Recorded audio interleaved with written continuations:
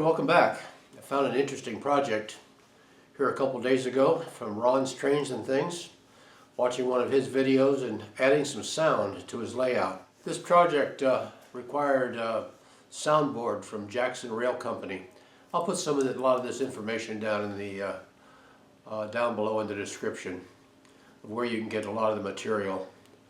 Now, Ron already did a video on this. I encourage you to go watch that one. And I kind of wanted to do my own. I found a couple of things that I thought make it a little bit easier, or a little something else to do it. This is done with an Arduino, a little micro switch to key the soundboard up, a sensor to sensor if somebody's in the vicinity, and you kind of see here on the desk here my breadboarding of trying to put this together, and I did have some problems, and we'll go over those. So let's start at the beginning. We'll take it kind of cover each piece, and I'll have where you can acquire these down below. Okay, let's talk about some of the components you're going to need. Now I use a voltage converter here. I have 12 volts and 5 volts on the layout, but at this location I want to install this, there is no 5 volts. So this unit will take the 12 volts and I can reduce it down to 5. With the Arduino Nano, we're going to supply the voltage 5 volts. But you don't want to go any more than 5.5. So 5 volts is the maximum, and this is going to be basically our microcomputer that's going to run everything for us. Here I use a holder for that I can plug into, and I can tap off of these sides here for my wires. The company DOOK-Robot, I cannot find them producing these anymore. So Thingiverse does have some holders for the Arduino Nano. You can use those, but you're probably going to have to wind up soldering directly or putting connectors directly on the pins down here. The soundboard comes from Jackson Railcar. I'll put the website down below, and when you actually order that comes from Midwest Hobby. So, and very good about shipping.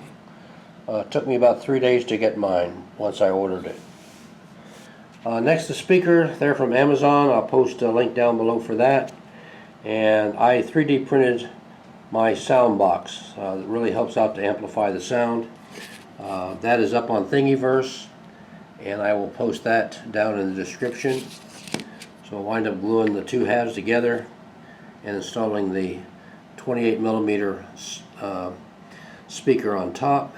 And here we have the ultrasonic sensor or field, most like sonar, from Amazon. I will post that down there. Solid state relay, you'll need those, and of course once when you order, you'll get 2 of these. I believe that like 3 come in a package for this, and I've got a couple of just binding posts that I'm going to take my voltages and gazins, gazouts I call them, off of that. We're going to mount everything on a board like Ron shows on his video, and I encourage you to watch that.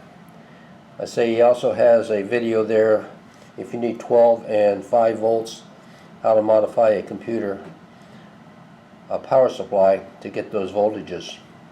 So let me start mounting these on a board, and then I'll show you how I hook them up. I took a piece of 1/8 inch plywood that I had, and I laid my components out on it and marked the holes, and I have pre-drilled that. So let's get the parts assembled on the board and we'll go from there. I'm assembling this with some standoffs to hold the boards, and we'll be using number 4 screws.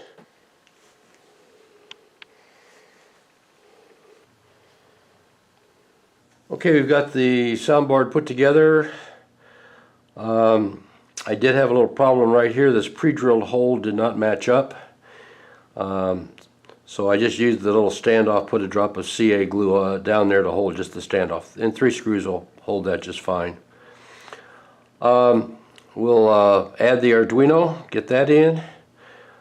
This is for the distance detector, the sonic detector there, and this one over here for the speakers. So we can just hook everything back up into there. And the idea is that we're going to put 12 volts into here. This will supply our 5 volts out to Arduino, the switch, and to our detector. Okay, we've got everything wired up, and we've tested this with applied 12 volts and 12 volts here. It's going to give us our 5 volts out of the regulator. You have a 5 volt input for your Nano, and you have a ground for your Nano. Also, we're going to supply 5 volts over to your switch, and we're also going to supply 5 volts down to the sonic detector. The wiring from the Nano will be pin 7, and that is to set your relay high. It'll actually apply about 4.9 volts over here, which will allow this to short out across here and trigger the sound card. You have pins 9 and 10. Pins 9 is the trigger pin for your sonic detector. Pin 10 is your echo. Just make sure we have those hooked up. And also what I did here, I had a old piece of wiring from a computer that had 4 prongs across it, fit in here. I just brought those off, and I'll cut those off to length once we get this mounted. And then pretty much from there it is just your 2 wires coming off your switch into your soundboard, and here I have the speaker wired into a little terminal block here, and the speaker here. These wires will get lengthened out once we get everything mounted in there. So hopefully that helps you out on the wiring system. Okay, with everything mounted, here's the finished product. You can take a quick listen. Vintage model railroad, environment sound module.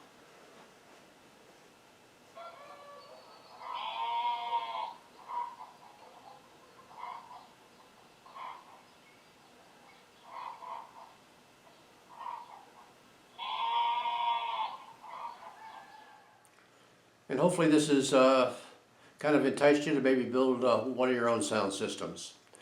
I did say I had a couple little problems. First one was trying to do the breadboarding. The little sonar detector. You get a pair of these when you order them. One of mine was bad. It was about 4 hours of figuring out that something wasn't working correct, and here was the culprit. Second, you can use 12 volts to supply the Arduino Nano. It goes in the VCC line, and everything worked just fine. And the third one is, if you're going to do programming, disconnect that external power, that 12 volts or 5 volts from the Nano, and then because your USB plug will supply the 5 volts, and I wound up actually, for some reason, I burnt one of my Nanos up, and no big loss. We got it.